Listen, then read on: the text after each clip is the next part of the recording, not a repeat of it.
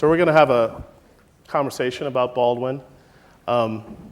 First, I think we have to applaud these wonderful readers and talkers again. It's such beautiful.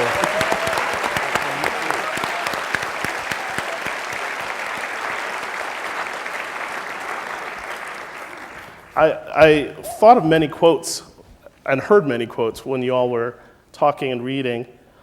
Too various to be trusted was one that came up in Giovanni's room. I also love the epigraph to that book from Whitman, I am the man, I suffered, I was there. And I remember, in a way, that was my introduction to Whitman, in that way that Whitman was this American eye that was so broad. And what I love about Baldwin is the way in his essays he was able to be various. He was able to have that eye that was super various. And we heard that tonight, hearing his poetry, his fiction, his nonfiction. And I wonder about that variety and how it works. I think it works wonderfully, but do people sometimes not be able to take him in because of all this variety? Or how do we understand his variety and the importance, say, of his poetry, which I thought you expressed so wonderfully as central to his returning to his voice. But, is this voice, what is this variety, what does it say to us? One of the things that I love, there's so many things about Baldwin I love, but I love that he was not waiting for permission to be only this writer or only that writer. Yeah. That I feel like his heart and his soul and his spirit was full of words and feeling. He's following his heart. And I think for me, the courage to do that and to keep doing it was a North Star for me as a writer in a society that often says, choose. Yeah. You can't be two things, be one thing. You can't do three things well. I can even hear parents and people in my family saying that kind of, come on, just make a decision. Right. And he never did that, and I'm so grateful that he never did. That's pretty good. I don't know how to follow it. But do you have any thoughts, Amy?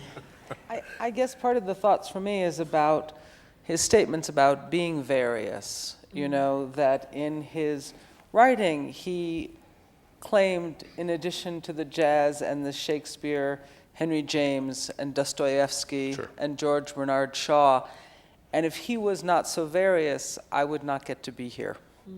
It is Baldwin that gives me permission to say, yes, one of the great influences on my work, because of the way in which he wrote about the physical self and about love and about its sort of calamitous power. Really, for me as a reader, opened up doors for me always in terms of what you could say and stick with and not back away from and not flinch. And I don't know if the audience knows, but this variousness you're talking about is not just poetry and fiction and prose of all, nonfiction, but also plays. Right. He had 2 plays on Broadway, children's books. One of his biggest disappointments was that he didn't get a movie, and he even wrote about it. On No Name in the Street, he goes into great detail about how he was in a it's very opulent, but he was at a mansion in Palm Springs with Billy D. Williams sitting out by the pool when he got the phone call that Martin Luther King had been shot. He was working on a screenplay about Malcolm X. Yeah. So yeah, and I think also part of his biography is very important that he had been a child minister in storefront churches. And so he got a taste of what that kind of connection could be. And it was very... And he was a boy preacher, too. He was at a very young age. So that need to connect in whatever form with people was very much a part of him. Well, I was thinking of that in the Stagger Lee poem, where he says, I'm not talking about theology, and then he has the most theological part you've ever heard about creation. And And just even that passage from Notes of a Native Son, that apocalyptic quality in the writing, the fire next time. What do we make of that, and are we missing some of that now, or is that all we get, is all apocalypse all the time? So, it's hard to see how you can come through with that voice, that smashed glass he's talking about, that wilderness, which to me is just internal for him. The world has become like his insides in that essay. And that's a haunting moment in one's life. It's a bit like the opposite, I think, of that rain you're talking about, which is this kind of cleansing rain. Yeah. But it seemed very appropriate in Baldwin, who is constantly trying to get us to think about how this external world mirrors our inner world, and that, in fact, we are mapping ourselves constantly onto that. What do we think about this landscape now, I guess, that Baldwin isn't here to map, but sort of is for us? Sorry. We got to think about it. Yeah. I'll start. Please. I mean, I guess I think that some of what he did in that essay, say, or early on, we've taken for granted a bit, that the personal can speak to the public, that the I, Whitman's I, can be Baldwin's I, and that his life story, say, of losing his father, who he finds out isn't really his father, it's actually his stepfather, that this status for him, this half-orphanhood, is American, and is this big America. That's one of the things I think brings us all here, is that he can say, I am the man, I suffered, I was there, I was the person, I'm testifying in that big sense. And I guess I'm just trying to think about who's testifying now. You sort of mentioned Ta-Nehisi Coates. Yeah. We're back to No, because when you first said that, I was thinking, because we're bringing it up to the present. This last fall, starting in the summer, I mean, we've seen more activism, more people on the street and everything. But I'm wondering if we are, in 62, 63, people were feeling it in a much more personal way, and the idea of a potential apocalypse didn't seem as far-fetched.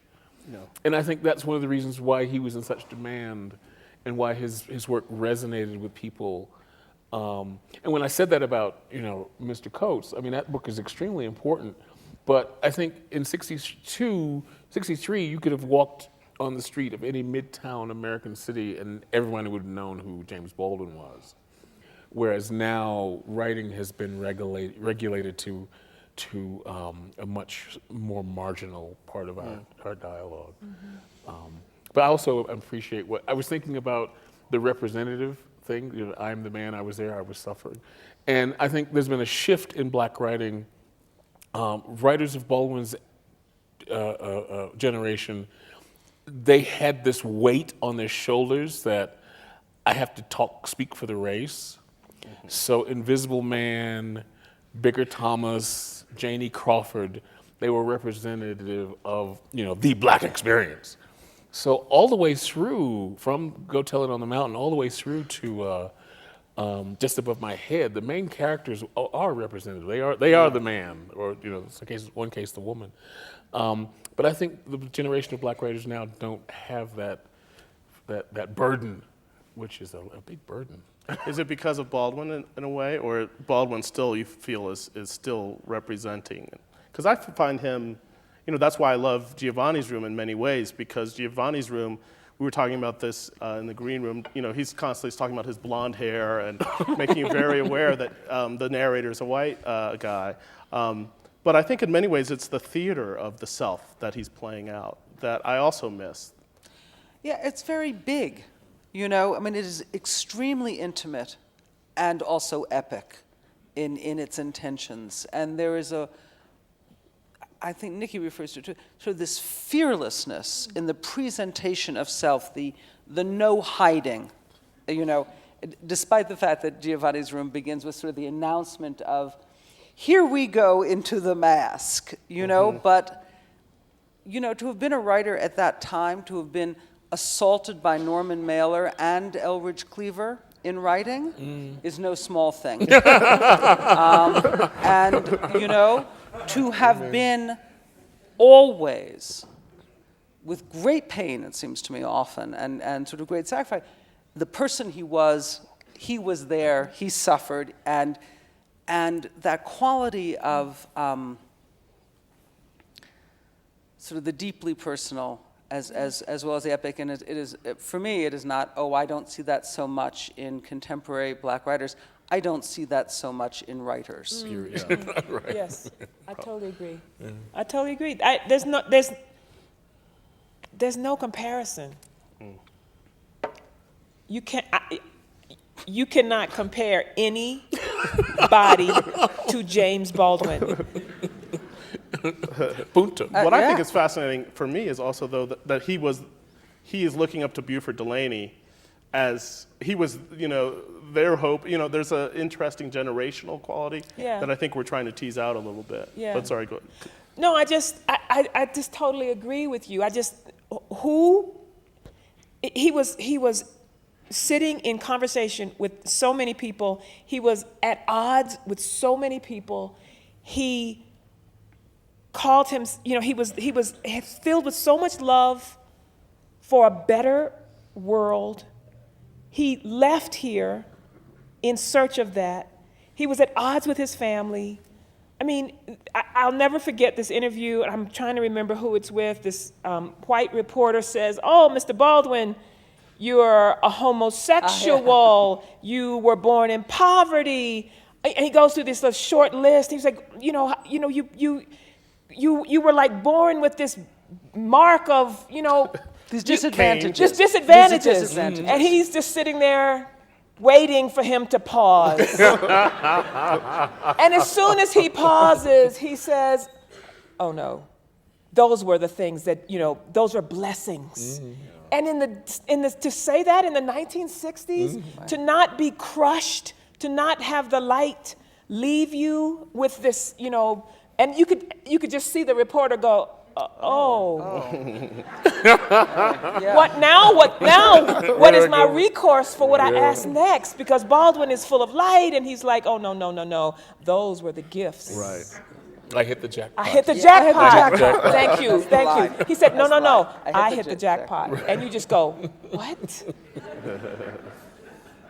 So that's, to me, I mean, when I saw that, I just, courage, fortitude, know who you are.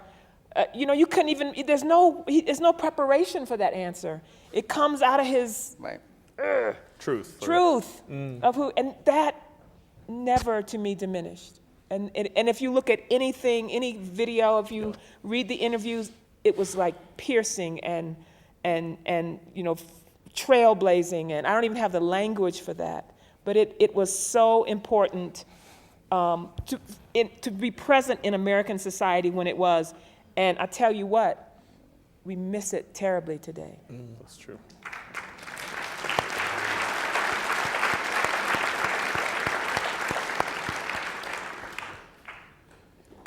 I want to ask a little bit more, which is my job, I was thinking about genre. I mean, do we think of Baldwin in these, you know, we've established that he's various, but do we think of all these different parts of him? Do we carry them with us?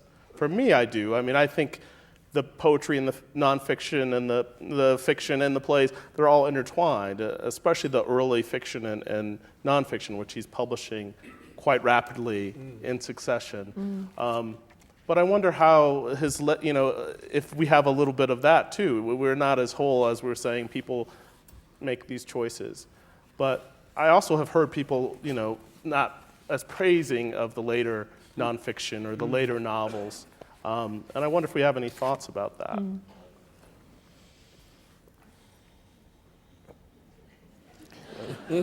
I hate to read some of the reviews of Baldwin's work. They make me furious. Let's talk about that. Sure, I'll be sputtering the way Nikki was. I'll be like, "Ah!" They remind me. I had a friend who was a writer when I first started to write, and her advice to me was never read your reviews, which I have found to be excellent advice. It was amazing to me that reading other people's reviews would be equally agitating. And I realized that people do not use these two names in the same sentence very often, but it's the same way I felt when I read the reviews of Jane Austen's work. That here was somebody who was actually changing the novel, being dismissed and diminished because she was, as they said, a country lady who knew nothing of the world. And when I read some of the reviews of Baldwin's work as if, oh, it was great then, and now he's off the track, I think in some sense it is the difficulty on the part of the reviewers actually to stand in that light. Yeah. It is just, it has gone on too long, it has been too difficult, that's enough, we got the point. That's it, that was then, this is now, we don't need that anymore. Yeah. And also, it is too difficult to keep looking at it. Including the prose, including the prose itself, because the sentences have so much energy and muscle and kind of like little turns within them. And I just think there was a willingness for some of the reviewers for him to just move along, please. Amen. I mean, there was a repetition. Anybody who writes as much as he writes, they're going to repeat them. Absolutely. John Updike, hello. Right. You know, good God, talk about repetition. But it's what he did with it and the variations he found. I mean, it's like Bach, you know, variations on that same view. But I think people, past a certain year, in the 70s, people started resenting him. Absolutely. Oh, and he's living in Istanbul, he's living in the south of France, and he's too, you know, there was a certain schmarminess to Yes, there. and who do you think you are? Who do you think you are? Think you Yeah, are? you've outlived King, you've outlived Malcolm X, and here you are reigning. And there was a certain bitterness to a lot of those essays, but, you know, you can't say they weren't deserved. And a neglected book, and I admit, I was very disappointed. I was actually going to talk about the things of things, the evidence of things not seen. And I admit I was a little disappointed with it. It was his last book. He went down to Atlanta to write about the Atlanta child murders. But I revisited it, you know, years after I had first read it, and it's really quite remarkable. We use the term prophet all the time to talk about him, and there was he still had that certain prophetic element. Yeah. He sized Wayne Williams up like that. He knew that there's more to this than the official story. Yeah. So he had certain powers. Is there a lost book you all would champion, or one you don't see as often that? Because for me, it's in The Devil Finds Work. His book about film and I mean, it starts. I mean, I don't know if it's the very beginning, but I used to teach film, and I would teach this long part where he would talk about Terra and Gone with the Wind and seeing those films, and really had a expansive notion. And I just love the title, The Devil Finds Work for Idle Hands. I'm wondering if that was reissued today, if it'd be better if it had some sort of glossary, because there are a lot of. Like he talks about how he thought Sylvia Sidney was a black person.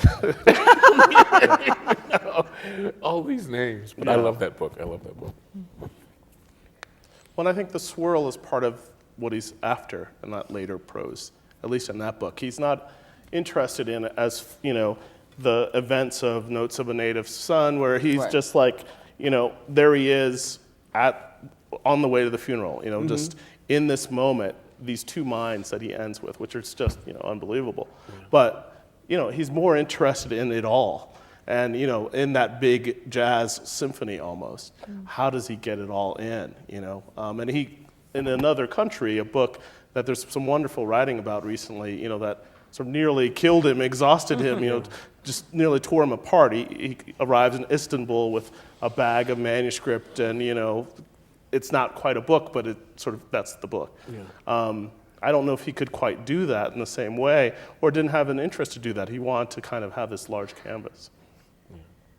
his ambitions were gigantic, and I have fondness for two later novels, which are both large but don't achieve the architectural brilliance of another country, and that is Tell Me How Long the Train's Been Gone, and Just Above My Head, and they speak to exactly what you're talking about, this largeness, this fullness. I mean, these are characters who they're stand-ins for Baldwin. And their thirst for art. One's an actor, one's a very famous gospel singer.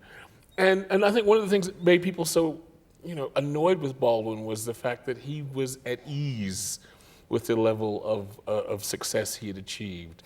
And he dared write about it. And he was not waiting for the literary awards and all. He was just, if you go in search of Baldwin, you'll find him singing spirituals. Mm-hmm. You'll find the recordings of him singing black spiritual songs. You'll find him, you can't miss how he spoke, how his hands were a part of the language that he spoke. You can't miss the country of his eyes and where they went when he was talking with somebody. Mm. You cannot miss the very physical presence he had. And so when you teach Baldwin, I don't think you can teach Baldwin without getting a little bit of all of that. His voice, oh my gosh, his voice alone was a part of the symphony of his work to me. It's symphony is the word I was thinking of when you talk about the later novels, which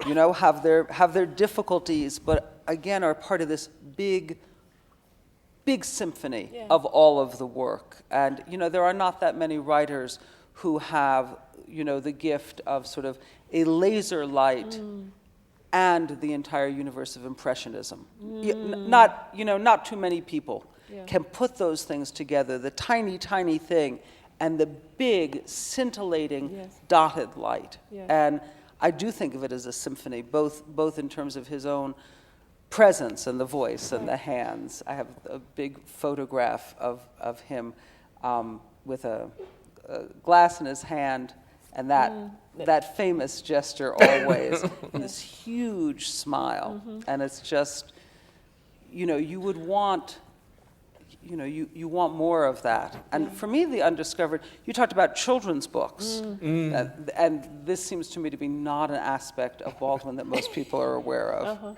And that should probably be corrected too. Yeah. What else comes to mind? I was thinking a lot about Exile. Just because, we've been talking about him and his American centrality, but a lot of it was observed from abroad. What does that tell us, and what do we think about that? Is that some of the reason people didn't totally grasp him? Or I think it was partially, for me, that he was able to have this worldview. Yeah. But he, decided he had to have it, at least for a lot of his life, abroad. One of the things I was writing about, I keep a journal, and I was, the last several months with things that have been happening, the activism in Ferguson and places like that, it's amazing how many times Baldwin has been quoted. If you look, in the news, people on CNN, they'll quote James Baldwin, or somebody else will quote James Baldwin. And there was this young African-American man, I can't remember his name, who after Ferguson, after New York, after these series of killings of young black men and the police and all of this, he writes this article, something, and I hope I don't misquote it, but it's something, he's contemplating doing a Baldwin. Which is to say he's going to leave this country. And go to Paris because he's wondering, is it time to do a Baldwin? And he's tired. He doesn't know if he's next. He's asking himself many of the same questions that Baldwin was asking in his writing, and it's a very moving essay. I think it was almost a blog or something that he put out into the blogosphere, and that's how he ends the essay. I think it's time to do a Baldwin. I think Baldwin should be a verb of some I kind. like it. I do. At first, I was You know, let's Yeah. do a not Baldwin. an act, a collective act of. Right, but then you have to think about all the different ways in which you might do a Baldwin, Exactly. all the Yeah, different, right, all the different right, circumstances. Right. It's, resistance, it's plain talk, it's oracular talk. Yeah. Yeah. It has all those registers. I think that's the thing that and we've talked about variety, but also the registers even within the prose, Yeah. even within the nonfiction, and even the poem you read. You really hear all those things at once. It's not just like, oh, I'm going to give you a little Henry James over here and a little Shakespeare. It's all Shakespeare all the time, And I love this idea of the body and also the body, body. that came up, and that kind of quality that I think is another Baldwin, is part of his ability to write about love, as you put it. I think that's the hardest thing to get my head around, at least, is how you can write about bitterness and hate. But really, that essay that I read from is about love. His estrangement from his father, his sudden understanding that his father was never welcome even in his house. Yeah. And how much that must have pained him, but he couldn't access him, and the father also couldn't access whatever feeling would not make his children fretful on his lap. I think that's a powerful indictment of many things, a country that made him that way, and that line about he knew he was black, but not that he was beautiful. I mean, how soon that would become an anthem. Right. But that love, I mean, if you know Baldwin, and I don't know that, I feel like we haven't said this enough tonight, the love piece, if you don't come from that first about him, you miss everything. And I think that's one of the things that really separates him from anybody else. Right. To have all of what he had in front of him, not just the familial, not just the father, not just the estrangement, not only that, but to be a black man in America when he was a black man in America, and to say, yes, I will critique this country. Yes, I will write about it in the very raw, powerful ways I do, because I love it. And because this is where I'm from. Right. That is the piece you gotta say first. Because nobody says that. Nobody's saying that today like that. Nobody was saying that then like that. And that's why he's standalone for me. Mm-hmm. Because he can say it in ways that makes you grip the chair. And then he says, and I love you. Or I love it. This is my home. And he claims it. We don't do that. Praise hands. Amen.